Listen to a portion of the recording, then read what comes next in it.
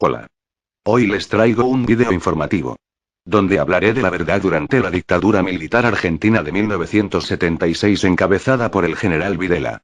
Todos nos dicen desde pequeños en la escuela de las atrocidades de la dictadura. Sobre que todos los militares son asesinos, torturadores y locos, pues sí es verdad, pero el problema no eran el ejército en sí, sino los hijos de puta que los comandaban entonces. No hay que culpar a los soldados y oficiales ya que solo obedecían órdenes, para eso se los adiestra. En sí lo que el actual gobierno de Cristina Kirchner y los otros después de la caída de la dictadura es algo que no nos cuentan en las escuelas. El terrorismo que desencadenó la dictadura. Montoneros. ERP y otras más. Estos son grupos de guerrilla de origen argentinos.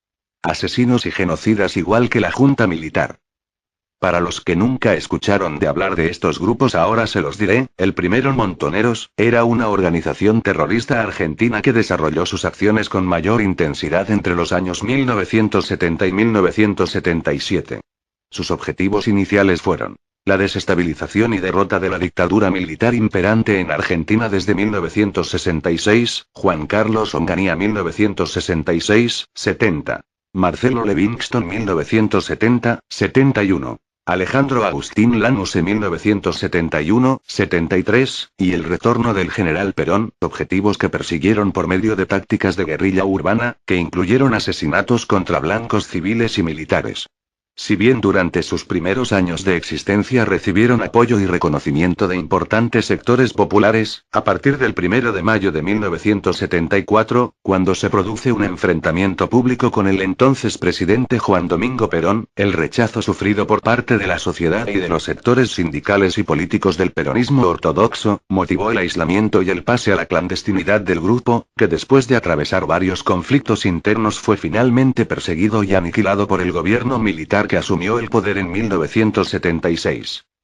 O sea, no se dejen engañar, ellos no son rebeldes que surgieron para pelear por la democracia y la patria, ellos querían que el peronismo gobernara por muchos años el país. Ellos surgieron antes del golpe de 76. Era un grupo, como ya dije, que tenía mucha popularidad. Estuvieron combatiendo el gobierno militar de Onganía. Pero cuando Perón vuelve del exilio, en la conocida masacre de Ezeiza, donde recibían a Perón miles de personas. Cuando Montoneros lucharon contra la derecha peronista. En el enfrentamiento murieron varios civiles y la fiesta se volvió matanza. En el palco donde estaría Perón lo que ocuparon miembros de Montoneros y la derecha. Perón dio un discurso en donde echaba a los Montoneros ya que volvieron una organización que amenazaba al gobierno. Los Montoneros que están hoy en día en Argentina dicen que Perón los utilizó para volver al poder. En el discurso se podía oír cantar a los Montoneros con su cartel, diciendo fuimos boludos porque apoyamos a un cornudo y una cornuda. Refiriéndose a Perón y a Evita. Lo que causó el enojo de Perón, quien los tachó de imberbes e idiotas. Los Montoneros aún así ocasionaron una presión a Perón asesinando a Ruxi, un jefe de la CGT. Fue acribillado en su auto por los terroristas. Tras la muerte de Perón, su esposa Estela Duarte tomó el poder. Donde ella creó la Unidad Anticomunista Argentina, provocando bajas a los Montoneros. Así que ellos no surgieron durante una dictadura, sino que combatían una democracia. En uno de sus atentados hacen explotar un colectivo, un edificio, y provocando la muerte de gente inocente. Entre ellos muchos niños hijos de militares. Cuando la dictadura empezó, los Montoneros empezaron a caer. Secuestraron también al ex general Aramburu y lo sometieron a un juicio dirigido por ellos. En sí más bien fueron sus verdugos. Aramburu es ejecutado por un montonero. Y se comunica públicamente por sus portavoces. Otra mentira a resaltar del actual gobierno es que la película La Noche de los Lápices es una puta mentira. No muestra lo que en verdad pasó. En la película mostraban a jóvenes torturados y asesinados por el ejército por pedir el boleto estudiantil. De hecho, es una mentira absoluta. Los Montoneros reclutaban chicos de secundaria llenándoles la cabeza. Entre ellos Claudia Falcón, que es retratada en la película. En sí ella era guerrillera y aspirante de Montoneros, cuando las fuerzas legales fueron a arrestarla a ella y su compañera, que era su superior. Ellas se atrincheraron en su departamento y amenazaban con abrir fuego, y al final se rindieron. En su casa se encontraron armas de fuego y bombas de tubo. No era una del todo chica inocente. Hasta su hermano, que también era montonero, dijo que está enojado por la película porque mostraban a su hermana como alguien débil. Él expresó que su hermana no era ninguna boba, sino que ella creía fervientemente en los montoneros y fue una de ellos. Mientras tanto, en ese lapso se cometieron atrocidades imperdonables por parte de los montoneros terroristas y otras organizaciones. Nada menos que 1385 asesinatos arteros propio de cobardes, escondidos sin rostros. Se atacaron 12 unidades del ejército, centenares de comisarías y asaltos a numerosos bancos y armerías de todo el país, asalto a canteras para obtener explosivos, secuestros millonarios. 3 asesinatos cada 2 días, si así como lo está escuchando y como suena muy frío, eran 3 seres humanos que asesinaban cada 2 días y una bomba cada 5 horas. La subversión necesitaba imperiosamente 2 cosas: dinero y armas. La ciudad de La Plata era un caos. La economía en camino de la hiperinflación, devaluación del 3% diario, y en octubre un elevado ajuste tarifario, que no afectaba la conquista estudiantil. En sí los muchachos pobrecitos de la noche de los lápices eran esto. La Unión de Estudiantes Secundarios, creada en épocas de Perón, se reconformó informalmente varios años después y pasó a formar parte de la organización terrorista Montoneros, con miles de atentados con explosivos, crímenes y violaciones, torturas, secuestros, etc. Todos los jóvenes que integraban la UES sabían que formaban parte de esa organización terrorista, dado que satisfacían con su accionar las directivas emanadas por la Conducción Nacional de Montoneros. Los estudiantes secundarios de la UES en La Plata estaban en la lucha revolucionaria. Entre los 14 y 16 años quedaron comprometidos. Aprendieron a usar las armas de guerra, fabricar bombas caseras, organizarse en grupos celulares, efectuar pintadas nocturnas, realizar actos relámpagos, ejecutar tareas de inteligencias, transformarse en correos entre células, realizar reuniones relámpagos clandestinas, etc. La subversión terrorista utilizó a estos estudiantes como caballo de Troya para todos estos actos bajo la bandera del boleto estudiantil, y bajo ese pretexto se realizaban movilizaciones en distintos sectores de la ciudad con diversos grupos juveniles.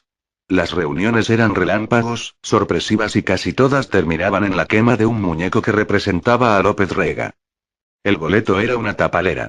La película plantea el accionar estudiantil dentro de un contexto exclusivamente gremial, desatado por un grupo de estudiantes secundarios de la ciudad de La Plata, que por este simple y burdo requerimiento, se transforma en un episodio donde los jóvenes son secuestrados, maltratados y asesinados brutalmente, pasando a ser desaparecidos. Todos ellos excepto uno, Pablo Díaz, quien era uno de los presuntos desaparecidos, es el que se transforma, 10 años después, en el relator de la película, contando una historia que fue reconocida en la Argentina como la horrorosa Noche de los Lápices. Obviamente, cualquiera que haya conocido el desarrollo real de este proceso y que haya visto la película, además de considerarla una burda mentira, ha reconocido también en el Dr. Alfonsín, uno de los pilares fundamentales de apoyo para su filmación, dando lugar así a sustentar la teoría de que los militares eran una máquina de matar, totalmente descontrolados, torturadores y asesinos. Resulta necesario despejar la mente, ser desapasionado e imparcial en los juicios y los pensamientos para comprender cómo se podría ser capaz de proceder de esa manera, ante un grupo de estudiantes, que solo reclamaban una tarifa de transporte más económica y reducida a sus posibilidades, que al fin fue lograda. La película mencionada no contesta ninguna pregunta, ni aclara los interrogantes que surgen de su contenido. Solo nuestra acción es de horror.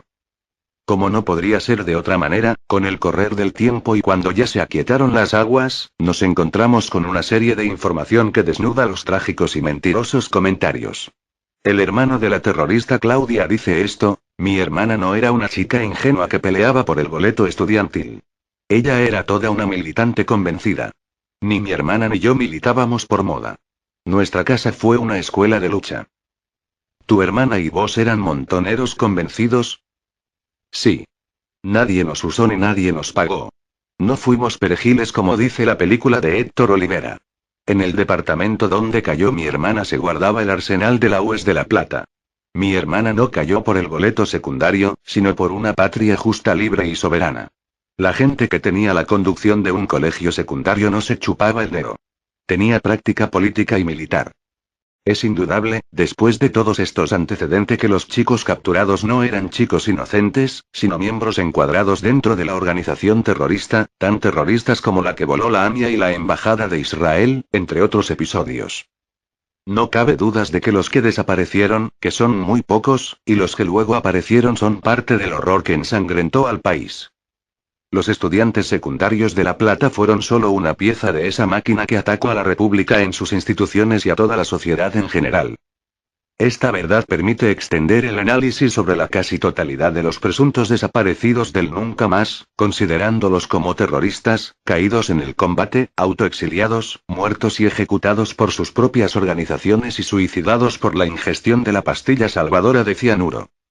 No cabe dudas de que la sociedad fue nuevamente engañada y lo sigue aún a través de la acción psicológica y la prédica destructiva contra las FF.A.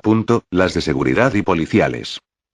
Vale aquí, como corolario de esta historia, lo que expresa Carta Política, cuando dice: la verdad es que la memoria de esos jóvenes terroristas, caídos por ideales equivocados, es más respetada por sus ex contrincantes, que han dicho la verdad, que por los ideólogos que condujeron a esa barbarie, ideólogos que ahora usan su recurso para agitar un odio estéril. No se dejen engañar, los montoneros son ahora los que nos dirigen, están en el gobierno con Cristina y son los que están hundiendo nuestro país. Fomentan el crimen y se enriquecen. Hasta aquí llegó el vídeo. Ya haré la segunda parte. Comenten y suscríbanse.